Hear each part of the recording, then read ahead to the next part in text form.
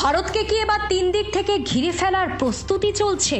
পশ্চিমে পাকিস্তান আর উত্তরে চীন, আর এখন কি পূর্ব সীমান্ত নিয়েও নতুন করে ভাবতে হচ্ছে ভারতকে? বাংলাদেশের সঙ্গে পাকিস্তান, চীন আর তুরস্কের বাড়তে থাকা সম্পর্ক কোন চোখে দেখছে নয়াদিল্লি? শুধু তাই নয়, বঙ্গোপসাগর, চিকেন স্নেক, উত্তর পূর্ব ভারত, ঠিক কোন জায়গাটা নিয়ে সবচেয়ে বেশি দুশ্চিন্তায় নয়াদিল্লি? চীন, পাকিস্তান, তুরস্ক হাত মেলালো বাংলাদেশের সাথে। ভারত এবার কুপকাত পড়েছে মহাফাদে। তিন দিক থেকে ঘেরাও হচ্ছে ভারত। দক্ষিণ এশিয়ার ভূ রাজনীতিতে এক নিঃশব্দ মারাত্মক খেলা শুরু হয়ে গেছে। আর এই খেলার মাস্টারমাইন্ড বাংলাদেশ। বাংলাদেশ এমন এক কূটনৈতিক চাল চেলেছে যা দেখে দিল্লির সাউথ ব্লকের ঘুম উড়ে গেছে। একসময় মনে করা হতো বাংলাদেশের পররাষ্ট্রনীতি কেবল একটি নির্দিষ্ট প্রতিবেশীর দিকেই ঝুঁকে রয়েছে, কিন্তু পাশা উল্টে গেছে। বাংলাদেশ এখন একাধারে চীন, পাকিস্তান এবং তুরস্কের সাথে রকেটের গতিতে সম্পর্ক বাড়াচ্ছে, যা দেখে ঘুম উড়ে গেছে নরেন্দ্র মোদীর ভারতের। এ নিয়ে কী বলছে পশ্চিমবাংলার মিডিয়া, আসুন তা দেখি। ঢাকা এখন একদিকে চীনের সঙ্গে অর্থনৈতিক ও অবকাঠামোগত সহযোগিতা বাড়াচ্ছে, অন্যদিকে তুরস্কের সঙ্গে প্রতিরক্ষা প্রযুক্তি এবং পাকিস্তানের সঙ্গে সম্পর্ক স্বাভাবিক করার উদ্যোগ নিচ্ছে। তখন দিল্লির নিরাপত্তা রক্ষায় কৌশল বদলাচ্ছে। দীর্ঘদিন ধরেই ভারতের নিরাপত্তা কৌশলের মূল উদ্বেগ ছিল পশ্চিম পাকিস্তান এবং উত্তরের চীন। বিশ্লেষকরা মূলত এই পরিস্থিতিকে বলে থাকেন টু ফ্রন্ট ওয়ার এর আশঙ্কা। কিন্তু এখন বাংলাদেশের সঙ্গে চীন, পাকিস্তান এবং তুরস্কের সম্পর্ক একসঙ্গে গভীর হওয়ার সম্ভাবনা নিয়ে দিল্লির কৌশলগত বিশ্লেষণে নতুন মাত্রা যোগ হয়েছে। বিশেষ করে চীনের প্রসঙ্গ এড়িয়ে গেলে পুরো ছবিটাই অসম্পূর্ণ থেকে যাবে। বাংলাদেশের প্রতিরক্ষা সরঞ্জামের বড় অংশ বহু বছর ধরেই চীন থেকে এসেছে। এখন শুধু অস্ত্র কেনা নয়, অবকাঠামো, বন্দর, নদী প্রকল্প এবং অর্থনৈতিক করিডোর নিয়েও দুই দেশের সহযোগিতা বাড়ছে। চীনের প্রস্তাবিত বাংলাদেশ, মিয়ানমার, চীন অর্থনৈতিক করিডোরকে অনেক ভারতীয় বিশ্লেষক শুধু একটি বাণিজ্যিক প্রকল্প হিসেবে দেখছে না। কিন্তু তাদের মতে পশ্চিমে পাকিস্তান চীন অর্থনৈতিক করিডোরের পাশাপাশি পূর্ব দিকেও যদি চীনের প্রভাব আরো বাড়ে, তাহলে ভারতের চারপাশের কৌশলগত পরিবেশ বদলে যেতে পারে। এরপর আসা যাক তুরস্ক ফ্যাক্টর। একসময় তুরস্ককে অনেকেই শুধু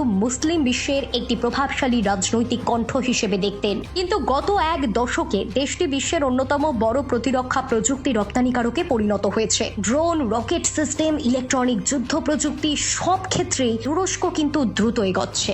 বাংলাদেশ যদি তুরস্কের সঙ্গে প্রতিরক্ষা প্রযুক্তি, যৌথ উৎপাদন কিংবা সামরিক সহযোগিতা বাড়ায়, তাহলে সেটি ঢাকার জন্য সামরিক সক্ষমতা বৃদ্ধির একটি বড় স্বাভাবিক পদক্ষেপ হতে পারে। কারণ বর্তমানে অনেক দেশই একক উৎসের বদলে একাধিক দেশ থেকে প্রতিরক্ষা সরঞ্জাম সংগ্রহ করছে। এটাকেই বলা হচ্ছে বাংলাদেশের মাল্টি সোর্স ডিফেন্স ডিপ্লোম্যাসি। তুরস্ক যদি বাংলাদেশের প্রতিরক্ষা সহযোগিতায় বড় ভূমিকা নিতে শুরু করে, তাহলে ভারতের নিরাপত্তা বিশ্লেষকরা সেটিকে শুধু অস্ত্র কেনা বেচা হিসেবে দেখবেন না, বরং বৃহত্তর আঞ্চলিক কৌশলের অংশ হিসেবেও বিবেচনা করবেন। এর সঙ্গে যোগ রয়েছে পাকিস্তান ফ্যাক্টর। বাংলাদেশ পাকিস্তানের সম্পর্ক স্বাভাবিক হওয়া কোনো অস্বাভাবিক ঘটনা কিন্তু নয়, কিন্তু যদি প্রতিরক্ষা সংলাপ, সামরিক প্রশিক্ষণ, বিমান বাহিনী পর্যায়ে যোগাযোগ কিংবা গোয়েন্দা সহযোগিতা বাড়তে থাকে, তাহলে ভারতের দৃষ্টিতে তা শুধু কূটনীতি থাকবে না। কারণ পাকিস্তানের সঙ্গে ভারতের নিরাপত্তা সংক্রান্ত অভিজ্ঞতা কয়েক দশকের। সীমান্ত সংঘাত, জঙ্গিবাদ এবং গোয়েন্দা কার্যকলাপের ইতিহাস ভারতের নিরাপত্তা নীতিকে গভীরভাবে প্রভাবিত করেছে। ফলে